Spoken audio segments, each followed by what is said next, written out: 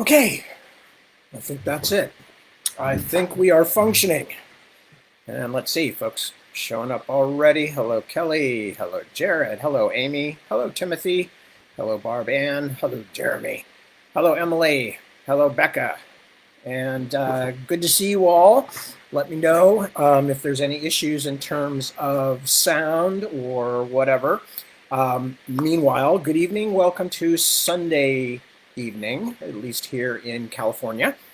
Um, oh, Angie. Well, congratulations. Angie just had a birthday today. So many, many happies, Angie. And indeed, consider this an official Angie birthday reading.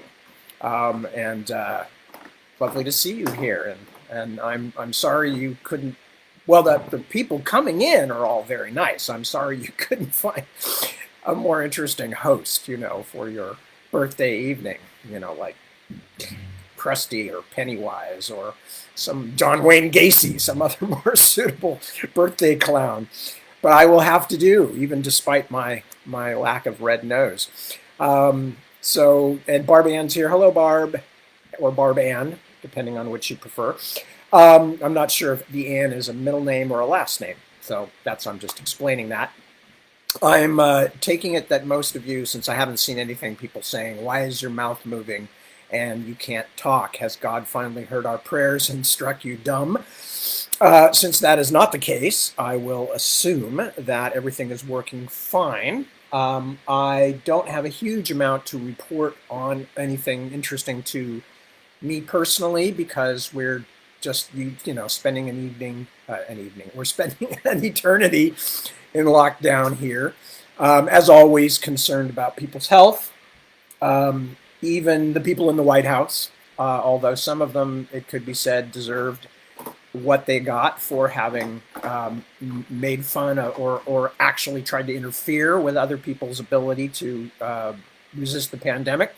But I wish ill on no. Well, I wish serious ill on nobody, and so I hope everybody who currently has, uh, is tested positive for COVID. I wish them all speedy recoveries. And so that's my basic stance on pretty much everything. It's a karma issue, I think, more than anything else. But we're all still hanging in here. We do have various friends and family fighting with health issues. And so I continue to keep fingers crossed and everything for them. And I hope that the same is true for all of you out there, that you are well and healthy, that you are dealing with all the other strange things that life is throwing at us, climate change, and some overdue attempts to redress some of society's most disgusting faults, and all of that. But as always, at times of change, there are cracks, there are shutters, and it can be a little scary. So I don't want to sound like Mr. Rogers, and I think most of you are all grown up, so I'm not going to try and take it any further than that. But of course, it's strange, strange times. And I'm just glad you're spending some of them with me. And together, we will probably be here to do this again and again and again until finally people are pounding on my house screaming, Tad, stop! Stop reading, stop talking, just leave us alone. But I won't. I won't. I never will. So anyway, that's what's going on my end that I can think of.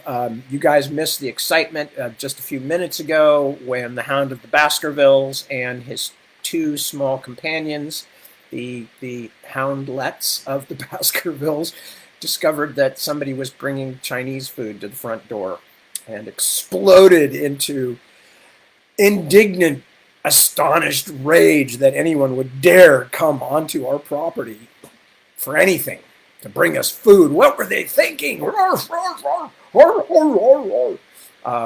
that ended just before I kicked on the sound, so I'm afraid you didn't get to hear that. It was very exciting. It really did. It sounded like I don't know, like Underworld 5, the Lycan Strike Back. It was pretty amusing. And anything else that I need to talk about today? Oh, you guys, I don't know if you saw. I know some of you have seen it in the past. Here's my shirt, my Wicked Tribe shirt. that was designed for us when we did our merchandise by a family friend, a friend of our daughter. And the family friend's name is Mars Kroll, and they did a brilliant job with it. So I wear it all the time. I was wearing it last night too, but I didn't sleep in it. I mean, I'm not one of those guys who would just show up with the same shirt he slept on. I certainly wouldn't tell you if I was anyway. No, I didn't. I took it off. I only put it on for the reading last night and took it off and put it aside for today so I could wear it again because I'm thoughtful. I'm thoughtful that way, damn it. Anyway, so now that I've been exposed all the ways in which I am thoughtful and stuff like that, anything else I need to talk about? I don't know. One of these times when I'm between books or something, I'll tell you more about the family animals because they're a weird and grotesque assortment, and they're always worth talking about because animals are stupid but wonderful, kind of like humans, or at least like most humans. And we have a particularly weird group. We have an ongoing family discussion. This is serious. This is not a joke, although it's a funny discussion. And that ongoing discussion is, do we, meaning the Beale Williams family enterprise, do we pick weird animals, like subconsciously pick out the ones that are going to be brain damaged and completely useless and frustrating and weird and idiosyncratic? Do we pick them out, or is it something about our household that takes these otherwise innocent, perfectly normal animals and turns them into weird, neurotic balls of fur that just do weird crap all the time? And to be honest, we have no answer yet, but there's definitely something going on because almost every animal we have is like sprung in some way or another. Anyway, so we'll talk about the animals some other time because at some point I'm going to have to start either reading really long books or read somebody else's stuff, or else talk is cheap. In fact, talk is free, so you may just have an hour of me babbling away here, or answering questions or whatever. So Sarah says, could be you pick them out. It's certainly possible, but then again, some of the most normal seeming ones have gone completely south on us once we got them. They seemed to be just interesting, attractive animals, and then we got them, and they turned out to be little crazy jars, little jars of craziness. So I'm not sure. Anyway, and by the way, I saw Anthony said hello. He said good evening, and I say good evening back to you and everybody else who has showed up. So, as mentioned, we are reading The Heart of What Was Lost by your humble narrator, or by your humble interlocutor, which would be me. And I am going to continue reading it. And I think, well, most of you know where we are by now. Basically, all you need to know. This takes place at the end of To Green Angel Tower, although it was written 30 years later. It details the attempt by the mortals under Dukas Grimner to chase the marauding Norns who have just been defeated back to, as the Norns try to get back to their mountain, Nakiga. Norns are also known as Hikadaya. And to try to stop them because, of course, they've just started a huge war that's killed tons of people and all of that kind of stuff. So the mortals and his Grimner and his buddy Sludig are chasing them. Vieki, a mercenary, and Endry, a young mercenary, are with them and are part of the process. And then we're also following High Magister Yarike through the eyes of his apprentice or his assistant or his next in command, Vieki.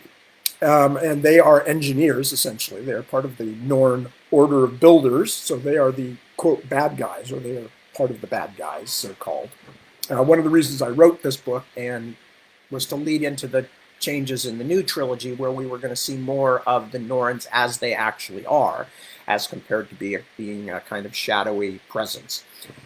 So, periodically there are interruptions from a Norn chronicler named Lady Miga Sate Janata, and she is basically describing the events that are happening in the book, but from a time, some small time in the future, as history. And I think that's pretty much all the stuff that I need to discuss. And so that now they have, after pulling off two Houdini-like escapes, the Norns are now approaching Nakiga, the mountain wherein their city, which is also called Nakiga, so sometimes the mountain is called Nakiga, but the mountain wherein the Norn capital stands, or is inside, actually, deep down inside, built into tunnels and caverns. Anyway, and Vieki has just been thinking about kind of tragic thoughts about how the history of his people, and he's beginning to wonder if they actually have a history, or if they're just going to continue crawling deeper and deeper into the ground until everyone forgets about them or they all die. Cheerful. This is a cheerful book. That's why I picked it, because everybody's in need of a little pick-me-up. Anyway, so back to Vieki and his group of Norns, or Hikedaya, as they are retreating ahead of the oncoming mortals, and they have just reached Nakiga, their mountain home. As they cross the rocky, frozen mire at the mountain's foot that had once been the Field of Banners, the great marshalling ground of the Sacrifice Order, Vieki saw that Nakiga's tall gates stood open. For an instant, his thoughts fled away in fear that they had come home too late, that the mortals had somehow beat them here, that nothing would be left to greet them but blood and death. Then he saw the thin line of armored sacrifices drawn up on either side of the massive witchwood doors, and his heart slowed.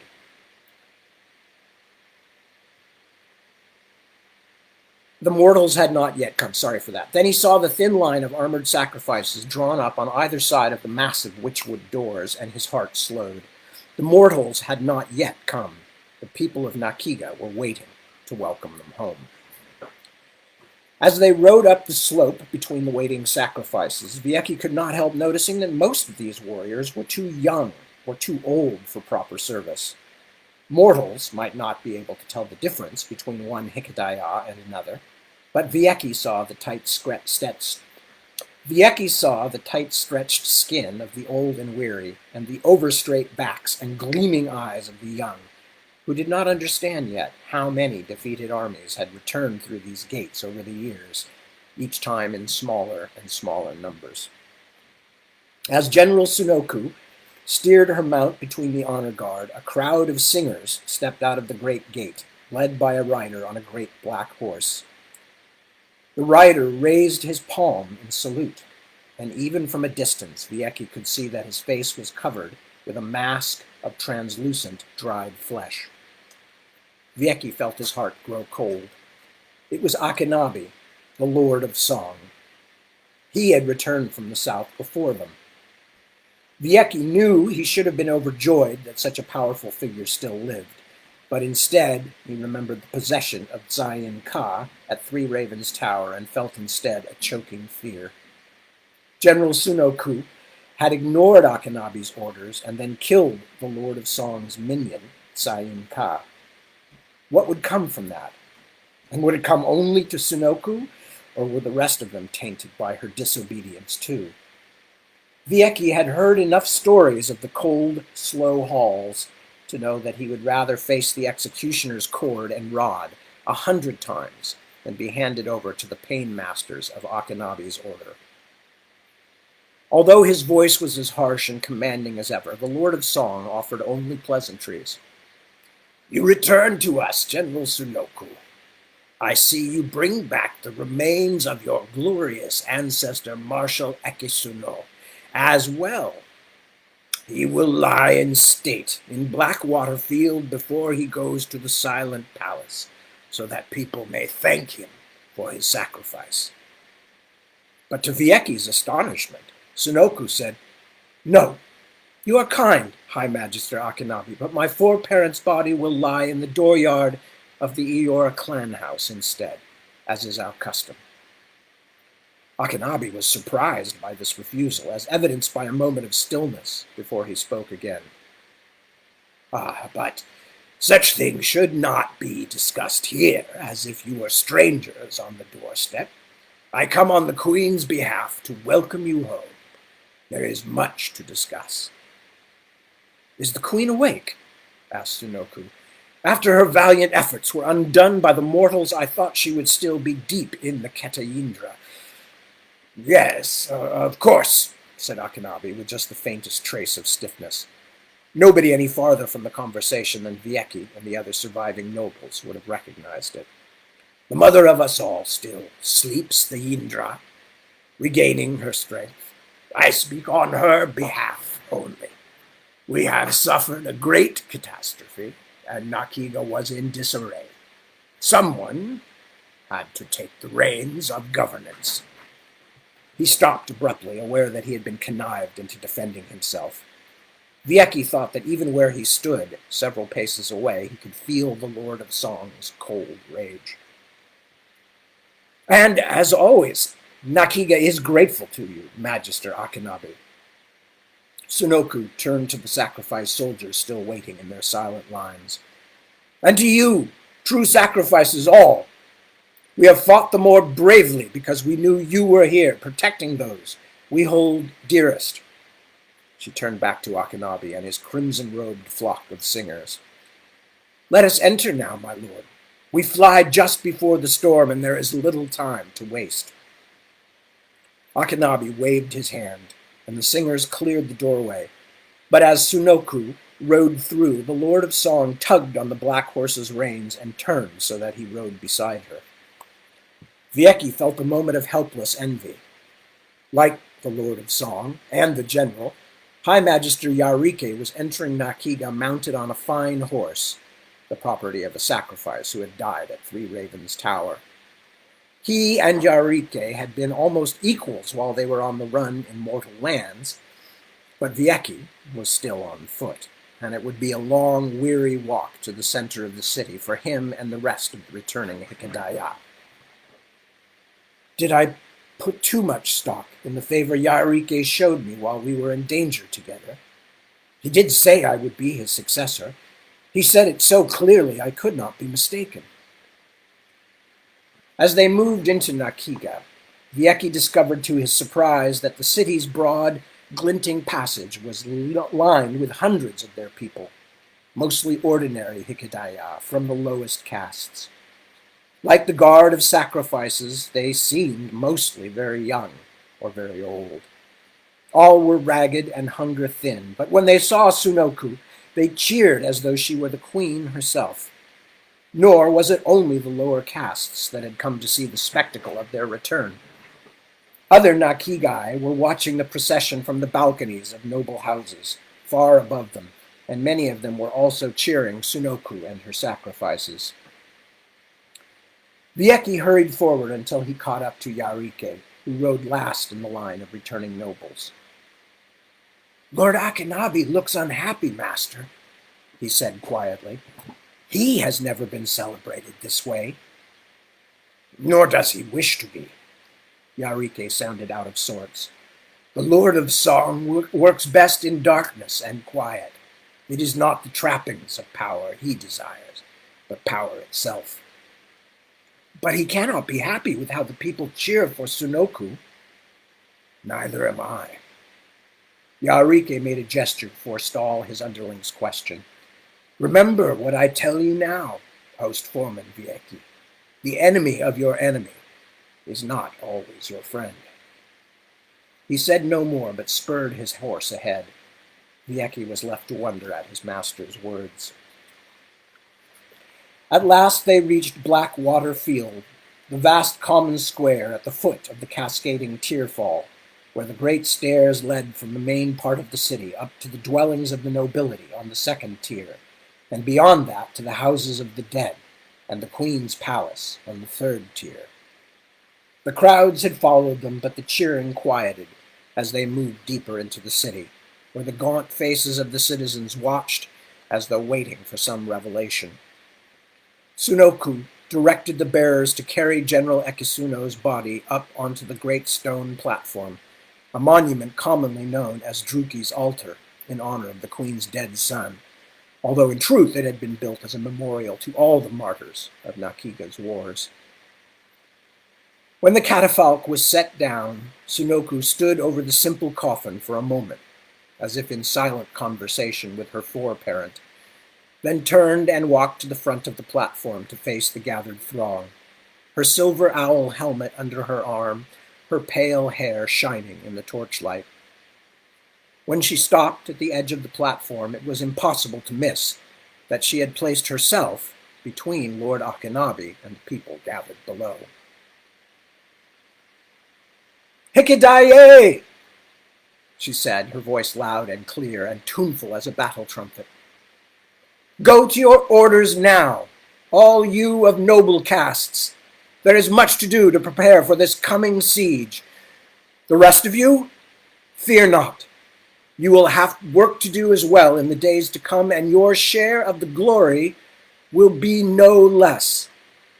We will triumph together, first against the army that comes to destroy us, later against a mortal world that no longer fears us. Because we will change that. We will triumph. For the garden!" The general did not wait for the cheers to die down this time, but signaled for the bearers to lift her foreparent's catafalque and follow her back down into the square. Vieki, like many of the other nobles, could only watch in amazement as she and her guards made their way through the throng, so close to the people that many on either side reached out, trying to touch her as she passed. Some even threw flowers, and not just onto Ekisuno's coffin, but onto Sunoku herself, pale blooms of snow sun and everwhite, stolen from the offering vases of long-dead heroes. Others called out her name and begged her to save them. Vieki had never seen the lower castes so moved by anyone but the queen herself. The general and her closest followers moved like a wave through the gathered Hikidaya until they left the common square and mounted the stairs to the second tier, to the great clan compounds and the order houses where the common people could not follow her. A trail of flowers lay on the steps behind them.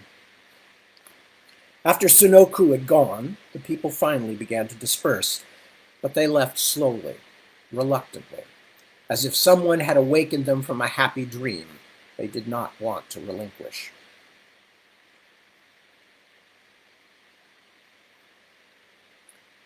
Despite the great age and degraded condition of the Norn Road, the journey from Three Ravens Tower into the Norn lands was the least of Porto's problems. Endry, weak and feverish, could no longer ride behind him, so Porto set him on the front of the saddle as though he were a child, and rode with one arm holding the wounded man upright. The snow continued to flurry, and what was left of the old road quickly became a royal of icy mud as Dukas Grimner's army wound its way between the lesser peaks of the Norn Fells, headed always toward the ominous, upright bulk of the great mountain that mortals called Stormspike. Nobody was singing now, and the soldiers kept even their speaking voices low, awed to be trespassing in a land that had for so long been the stuff of tales to frighten unruly children. The cloudy, slate-gray sky hung low, like the ceiling of a humble crofter's hut.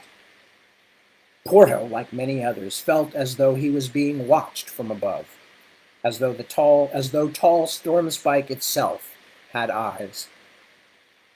"Can they see us yet?" he wondered. "With their magic tricks? What are they thinking?" "Is that you, Porto?" Endry asked, each word an effort.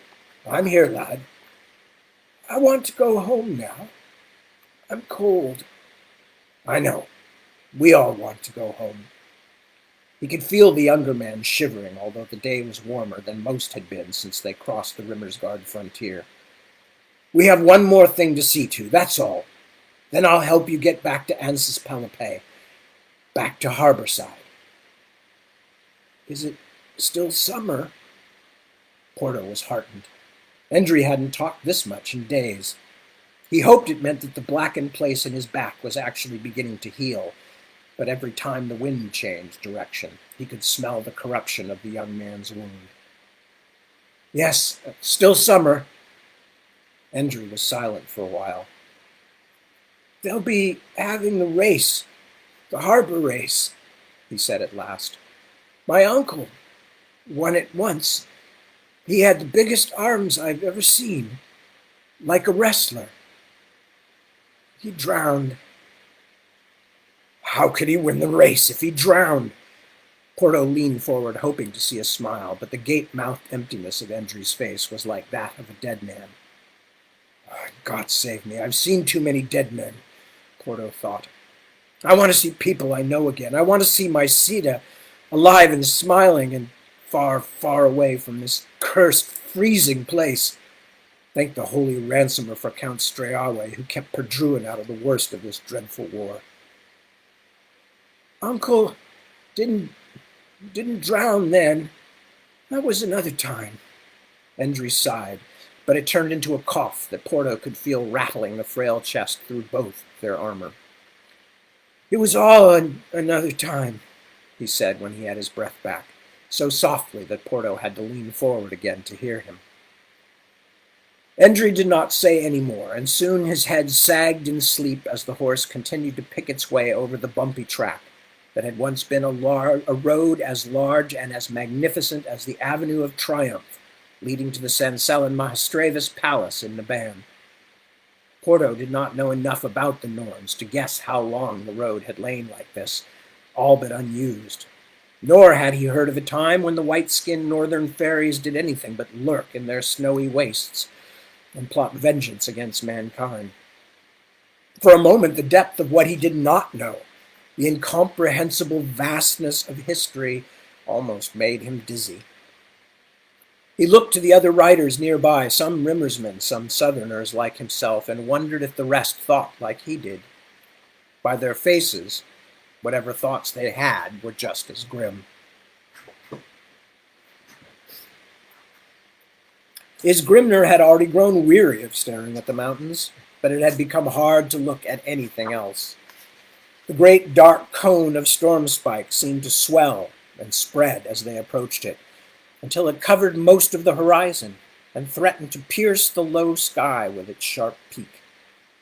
Wispy clouds of steam drifted up from crevices in the mountain's flank, then twined upward until the winds of the upper heights snatched them away, leaving only a few faint wisps to wreathe Stormspike's head. Despite the white wisps at its brow, the mountain was not enfeebled. It towered over the smaller peaks nearby, like a great thane among his kneeling housecarls. The stripes of snow trailing down from the mountain's white cap only made its black stone immensity loom larger, as though nature had sought to restrain it and failed. Yet Isgrimner and a few thousand mortals planned to bring it under their sway. "We are fools," said Sludig from just behind him. Isgrimner turned and looked at him. "Fools? Why?" "Why? By the good God, my lord, look at that! That is no tower or crumbling wall. That is the Lord's own work, set down in the first days of creation, and still burning with his fires. How can we think to conquer it?" Isgrimner was disquieted by how closely Sludig's doubts echoed his own, but he only said, "If we do God's work, we need not fear God's creations, however mighty. Besides, we do not seek to conquer the mountain, old friend, just the creatures hiding within it. All that holds us back is a gate, made by the work of hands, not God." "Fairy hands," said Sludig glumly. "Fairy magic." Isgrimner spotted the Sitha woman on her white horse just a short distance behind them, her soft gray garments fluttering in the wind. Unlike the rest of the riders, huddled deep in their saddles, with hoods pulled close against the flying snow, she seemed utterly unconcerned about such trivialities as wind and weather. "Ho! Lady Ayaminu!" he called. "Will you talk with me?" She made no discernible movement, but her horse sped its pace until she was riding between Isgrimner and Sludig. "I am here," she said. "What of the gate?" He did not trust her forbearance toward the Norns, but she had not yet told him anything false, and was the best resource they had until they could send out scouts. "Is it as strong as stories tell? Are there spells or some other Norn trickery protecting it?" She gave him a look that had a small edge of amusement. "You do not really understand the ways of our people, Duke Grimner. The two great doors of the gate were forged of bronze and witchwood long ago. What you call spells, the tools used in making them, are a part of them, not something that has been put on like a coat of whitewash on a mud hut. Are you saying that we cannot knock them down, even if we rebuild the Great Bear? Our weapons are iron. We can smash through any bronze. But this witchwood," he shook his head, "that is something I do not understand, a magical wood as strong as forged metal." Ayaminu made a swift gesture with one hand, as though catching a bird in mid-flight and then letting it go.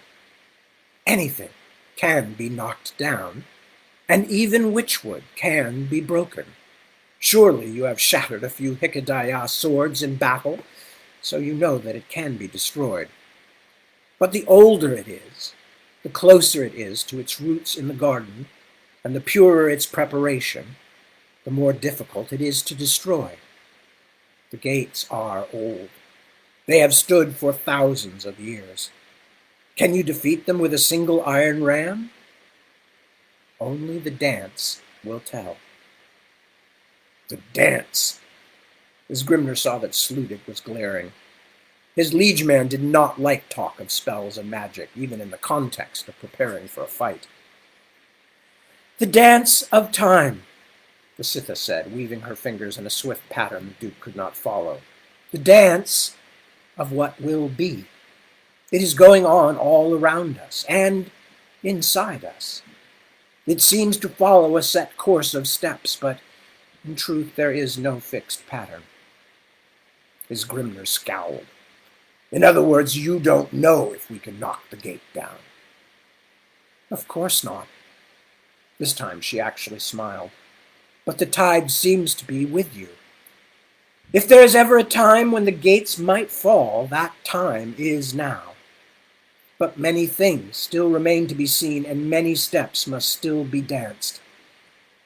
Before his Grimner could protest the uselessness of her answers, Ayaminu pointed to a tall ring of standing rocks at the nearest edge of the ruined outer city. "There," she said. "Do you see that vast jumble of unroofed stone? That was once the great sky palace, the observatory where the Queen's celebrants watched the stars." "What happened to it? And why do you point it out?" "What happened was that it was abandoned when men became too many and too fierce, as was all the rest of Nakiga that was, the city outside the mountain we are approaching. The reason I show it to you is because it would make a good place for camp. You do not wish to get too close to the mountain before you are ready, I think." "Of course not. We need to send out our scouts." "Then I think the Sky Palace will make a good camp. There are still some cells that have roofs, where men and horses can sleep out of the cold, and it is far from Storm Spike itself and spying eyes." "This tumble-down Sky Palace of yours looks more like a trap than a refuge," his Grimner said, "or at least like a spot where I would plant an ambush, if I were the White Foxes." "I do not think you need fear an ambush. The Hikedaya are down to only a few fighters. They have not tried to stop you since you crossed into their lands because the mountain itself is their greatest defense. Their mistress, Queen Utuku, is deep in what is called the dangerous sleep. The Hikedaya have never been so weak as at this moment. As to camping in the Sky Palace, Is Grimner, though you may not understand me, I promise you the ancient observatory has a spirit of its own. That is the best I can explain it, and the spirit is not at all. That spirit is not at all warlike, which is why it became a spot to contemplate the mysteries of the sky dance. I think your army will be safe there. The true danger is farther ahead, at the foot of the mountain itself, at the gates.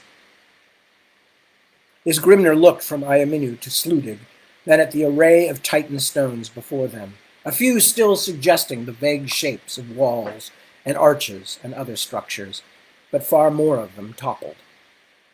The summer days were cold in these northern reaches, but very long, and the men had been riding and marching for at least an hour or two longer than they normally would have. "Well, then, I will take your advice," the Duke said at last. "Sludig, ride to Jarl Vigri and tell him we will make camp in the Sky Palace there, as the lady names it." Sludig, chewing on unspoken words, gave him a look that Isgrimner thought bordered on insubordination. Sludig did not like magic, and he had good reason to fear it. Isgrimner thought he might say something, but instead he only nodded and rode off to find Vigri. Isgrimner turned back to the great shadow of Stormspike, a spearhead jutting from the rocky ground and aimed at heaven, a mute threat that could not be ignored, however much he might have wished to turn back toward the lands he understood. "This is a lonely place," he thought. "This is a cold, lonely place we've come to."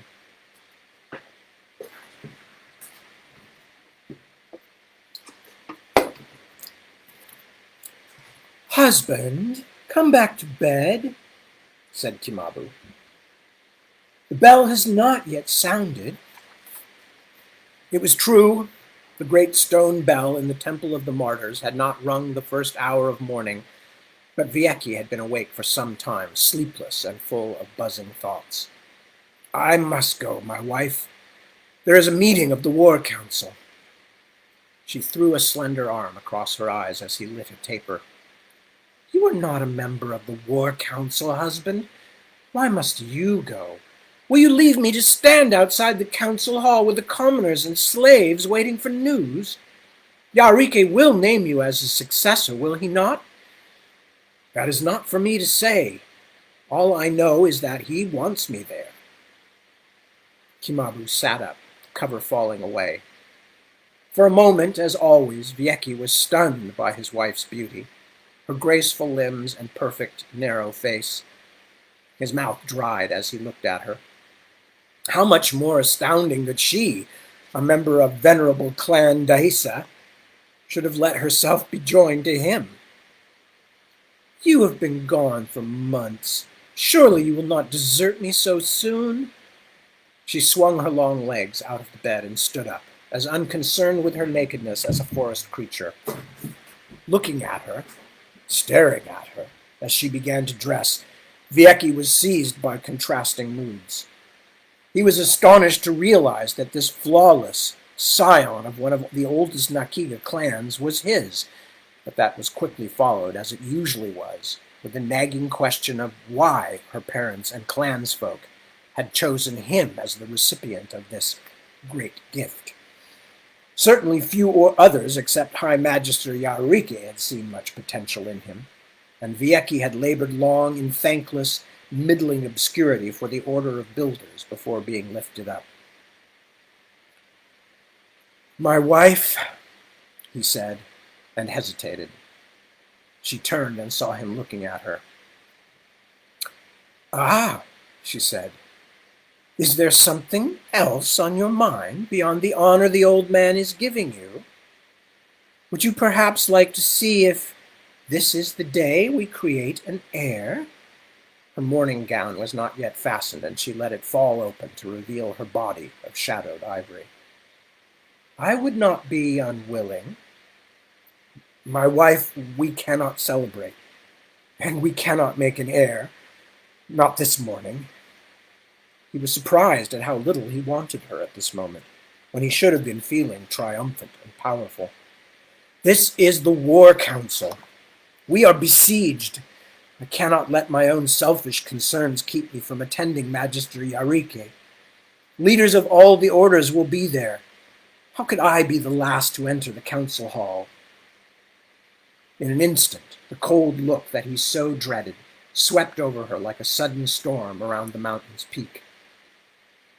"No, How could you? And do you think you alone have tasks to do, husband? It is war, after all, as you said. She stared at him now as though he were not her mate, but only a lowly servant.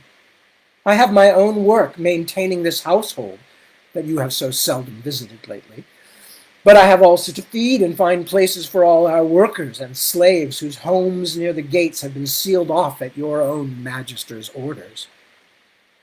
So that it can be better defended, he said with a calmness he did not feel.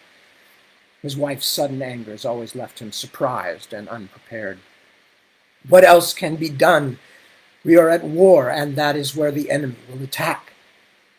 Of course, husband.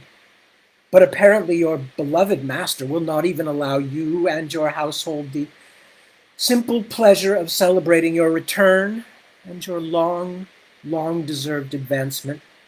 Kimabu, this is not the way. I understand. She turned from him with a definite air of dismissal. Your wife can wait.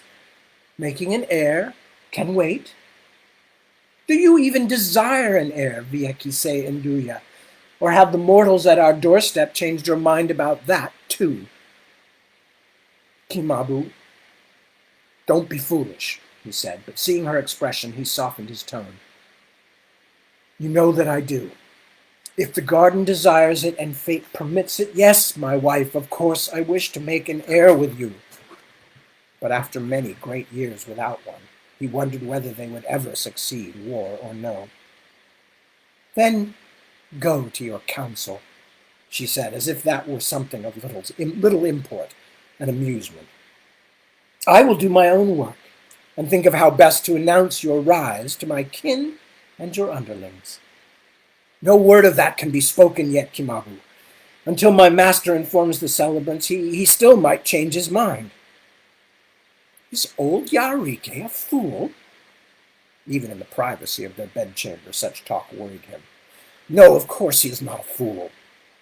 He will not change his mind. He will give my husband what my husband so richly deserves. And if my husband remembers what is important, so will I. She had banished the fury from her face and now moved toward him, stopping just short. She took his hand and placed it on her breast through the thin fabric of the morning gown. He could feel her heart beating, slowly and steadily. So will I. Outside the council hall, the martyr's temple bell tolled again to mark the middle hour of the morning, a deep, flat sound that always made Vieki think of a heavy door falling shut. It was time for the council to begin. He was surprised at how sparsely attended it was, how empty the huge columned hall.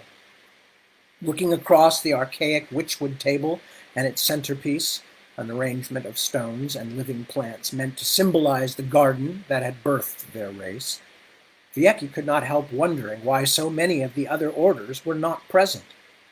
Not Lukaya, High Gatherer of the Order of Harvesters, nor any representatives of other powerful orders, like the Echoes.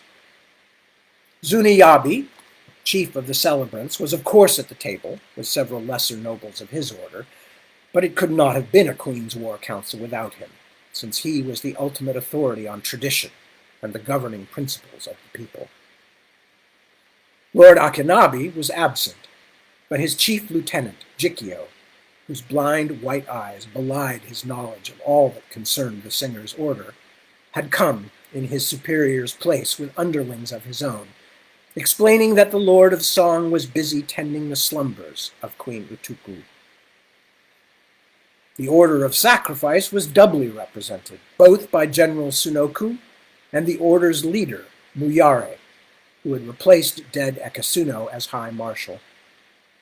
Broad, stern-faced Muyare was Sunoku's distant cousin, her senior, and, despite her fame and growing popularity among the lesser castes of Nakiga, still her commander. When High Celebrant Zuniyabe indicated that they could start, Vieki's master Yarike extended his fingers in a gesture of polite inquiry. What of the harvesters, the summoners, and the echoes? He asked. I do not see anything of them. Do they have nothing to say to this council? We thought it best to keep this small so that we might talk as openly as possible. Sunoku spoke before Zuniabe or her superior had even opened their mouths. Vieki thought Marshal Muyare looked a little regretful when he finally spoke. General Sunoku is correct, he said. We need only the orders who are already present to discuss the things that must occupy us today. And of course, that which concerns us most are the mortals who even now gather outside our door. And thus we strike the most important vein, said Zuniabe. Magister Yaharike, what news do you have on your order's preparations?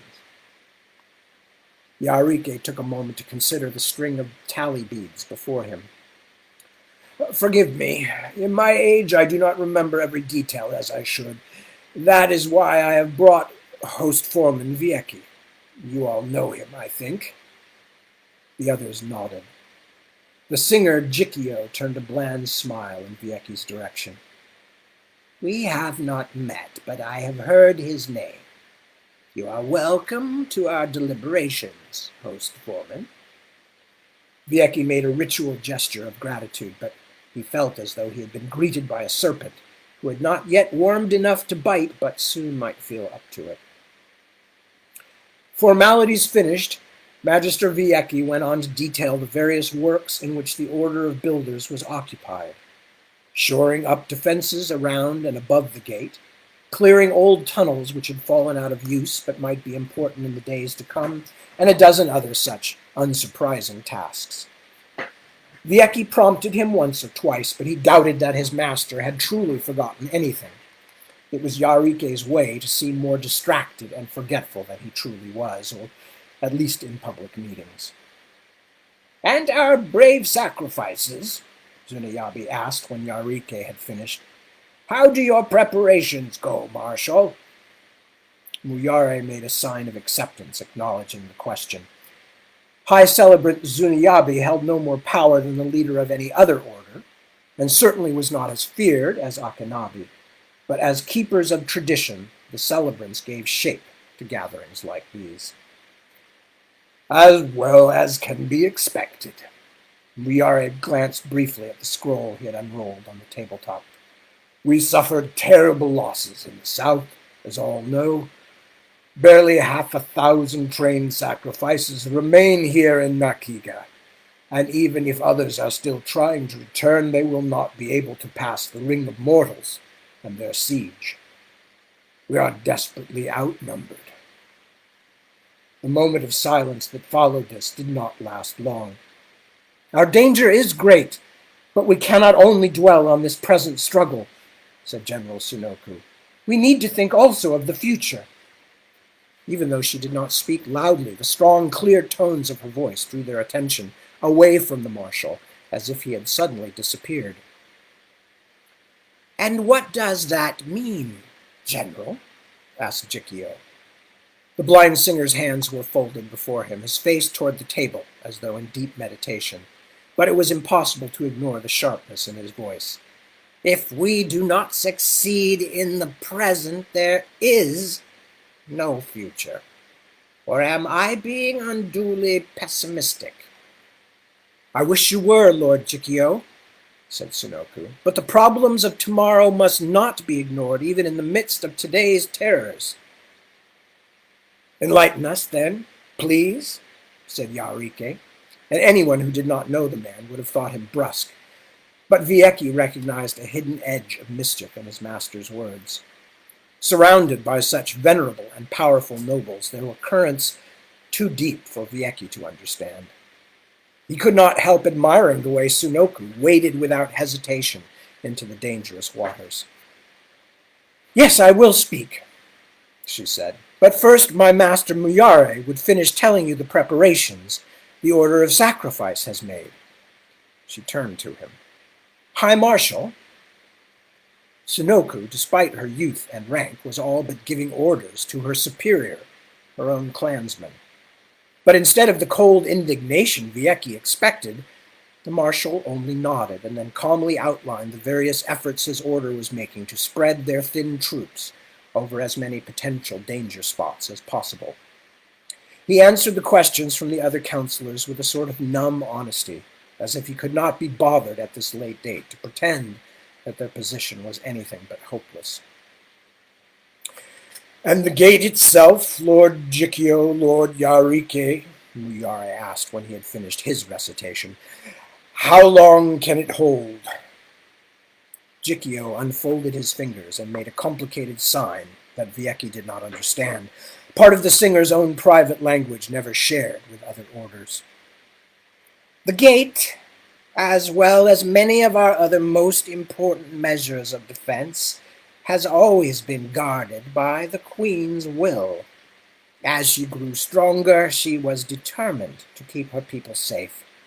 Health and long life to the mother of all." The rest dutifully repeated it.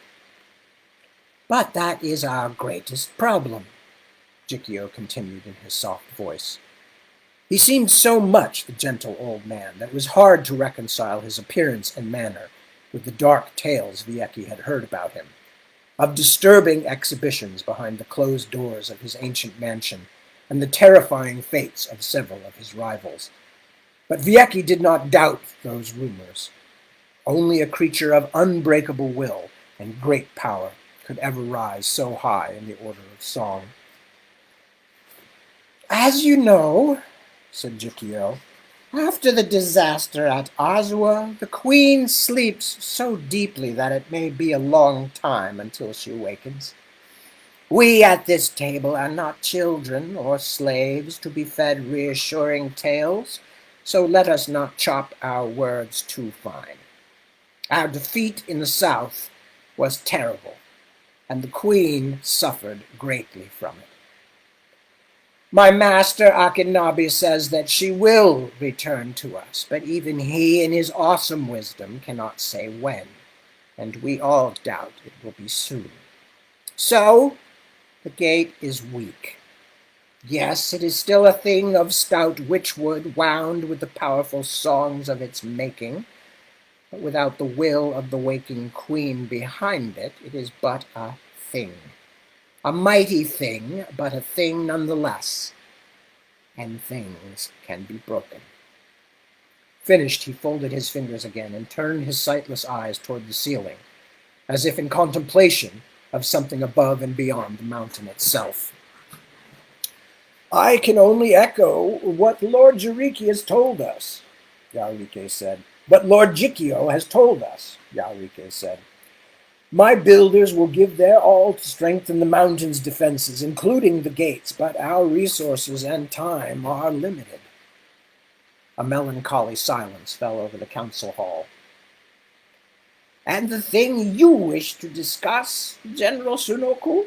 asked Zuniyabi. "It seems it is now time to hear your idea. May the garden grant it brings us some hope." "I cannot speak to hope, which is an elusive and often false friend," she said. "What I suggest is simply this. If the gate is breached, then every dweller in our city must be armed, high caste or low, because there are not enough sacrifices left to defend Nakiga should the mortals enter." Several voices spoke at once, but the high celebrant gestured for silence. "Arm our slaves?" Zuniyabi asked, his legendary calm clearly taxed to its limit. "Are you truly suggesting we arm the lower castes and the slaves, General? To what point? If the sacrifices fall and the high houses and orders are undefended, then even if the mortals were driven out again, what would be left? A disorderly, armed rabble finally able to give vent to their mindless rage? Better the chance of reestablishing order, I would think, said Sunoku, than the mortals left to murder, rape, and enslave as they wish. All the nobles present had questions, although some of the remarks were closer to denunciations, and the argument quickly grew heated. It soon became clear that Marshal Muyare was not entirely in favor of such a scheme himself, but seemed resigned to his younger relative having her way. If we arm them, then they will be fighting the mortals alongside the Order of Sacrifice, Muyare pointed out. They will be commanded by trained warriors of our order. It will be up to us to maintain discipline. And as General Sunoku says, we do not have the numbers otherwise to resist an invasion if the gates fail. Zuniyabi spread his hands in a gesture of frustration. I do not understand this. Like Lord Jikyo, I see only evil coming from such a wild, unprecedented action. These are wild, unprecedented times, Sunoku responded. And before you finish expressing your disgust with my plan, there is more. As I said, we must think not just for today, but for the future. Yarike, silent through most of the argument, now smiled. It seems it is our day to entertain interesting ideas, General. Please, do not stop now. She looked at him hard for a moment, as though trying to decide where the Magister of Builders stood in the pantheon of allies and enemies gathered around the great witchwood table. Very well. I suggest something that was mooted in the past, in the season when our queen sent the great nobles Suteki and Omu and the others to the aid of Inaluki, the king in Azua, several great years ago. We must breed with the mortals.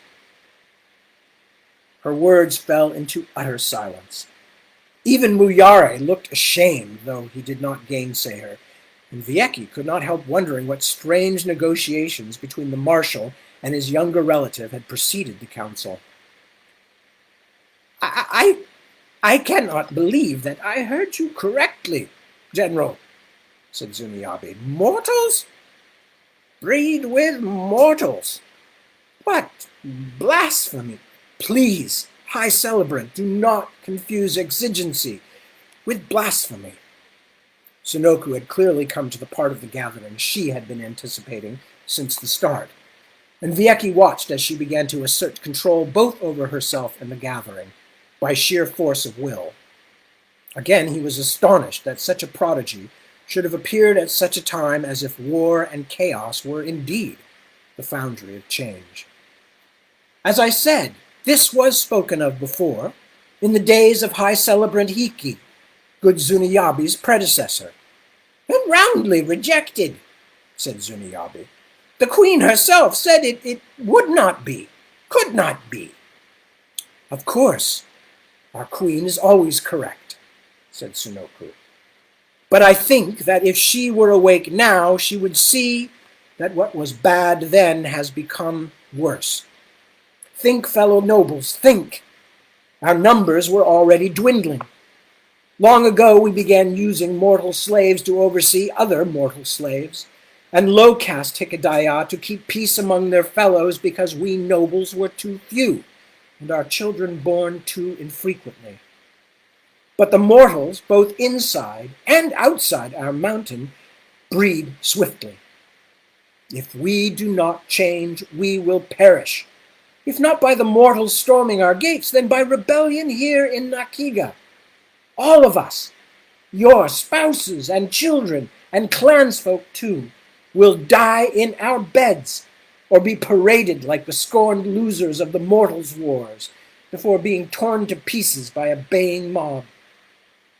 She leaned forward and her voice became lower, less demanding. Think on what I say. Only 500 blooded, death-sung sacrifices remain. And after the siege, even if we survive it, how many will still live then? Half that number? Fewer? My lords, we feed more than 10,000 peasants and mortal slaves here in Nakiga.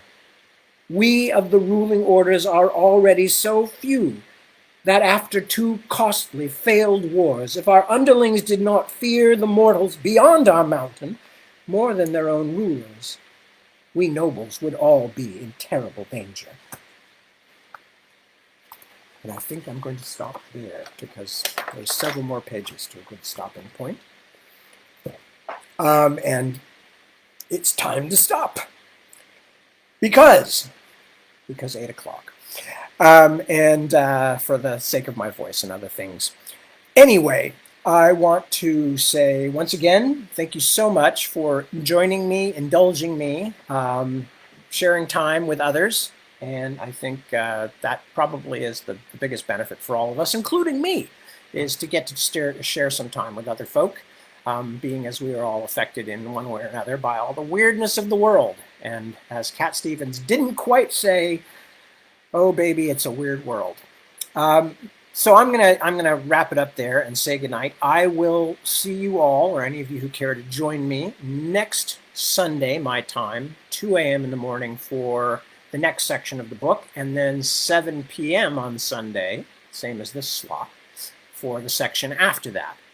And until that point, what can I say? Be good to yourselves, be good to your friends, family, and loved ones, to the people around you, your neighbors, your local merchants, everybody, because you never know who's going through what. And a lot of people are going through tough times right now. Tip well when you get the chance, if you can afford it, obviously.